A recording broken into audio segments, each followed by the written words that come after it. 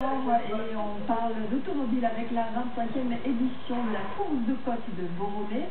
France Pradel s'impose et conforte ainsi sa première place au classement général provisoire des pilotes. Très attendu sur cette épreuve, la monoplace en double monte d'Oleg Bakovic et Laurent Brosseau n'a pu faire le spectacle. En cause, une série de passes, c'est ce que nous racontent Aurélie Ménel et Christian Ancien. La monoplace d'Oleg Bakovic et Laurent Brosseau leur a posé bien les soucis et leur participation fut fortement compromise. Hier, la voiture, en fin d'après-midi, on a cassé le moteur. Il faut dire ce qui est. On est obligé de tout refaire. Mais on a dit qu'il fallait être au départ.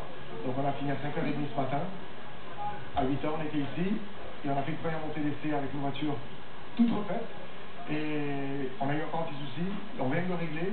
Je pense que là maintenant, on va pouvoir faire quelque chose. Finalement, en réalisant 1 minute et 68 centièmes lors de la dernière montée, Oleg Bakovic se classe 7e au scratch, tandis que Laurent Brosseau décroche la 9e place de ce classement en 1 minute 1 seconde et 4 centièmes. Une fois de plus, France Pradel domine les débats en couvrant le kilomètre 756 secondes et 79 centièmes.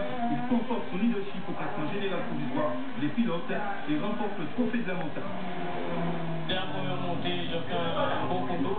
J'ai continué comme ça sur 4 courses montées. Sur la dernière, j'ai eu un petit souci mécanique. Mais bon, la victoire était déjà là. Donc, c'était pas la peine d'aller chercher. Edmond Bicky joue une fois de plus les folies d'or de l'automobile. Le pilote de la Peugeot 306 n'arrive pas à tirer le maximum de son moteur. Il concède 55 centièmes au vainqueur.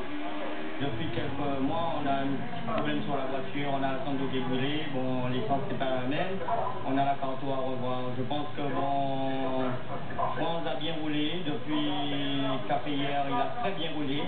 On va pas se justifier sur la voiture pour dire que c'est parce que la voiture en panne qu'il a gagné.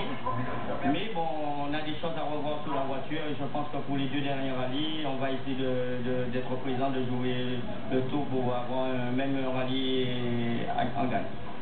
Philippe Ninou troiste la 3e place du podium. Il réalise 57 secondes et 52 centièmes, suffisant pour qu'il gagne sa bataille. Il vient contre le brave Jean-Pierre Villemette. Jean-Pierre Villemette continue de se contenter de la 4e place pour 47 centièmes de plus. Joseph Ludomir a longtemps fait figure de vainqueur dans le groupe F2000 pour finalement occuper la 2e place de ce groupe. Il couvre la distance en 1 minute et 67 centièmes. C'est le 6e temps scratch. Il s'incline devant David Barrière qui réalise le 5e temps scratch lors de l'ultime montée 1 minute et 47 centièmes sur sa Volkswagen pourtant plus toute jeune. Malchanceux Alain Guillot, il est victime d'une sortie de route lors de la 3e et dernière montée de classement. Le tour d'avant lâché par son turbo, il avait dû renoncer.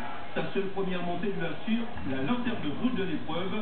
Quant à France Pradel, acclamé comme il se doit et démarre la saison en trompe.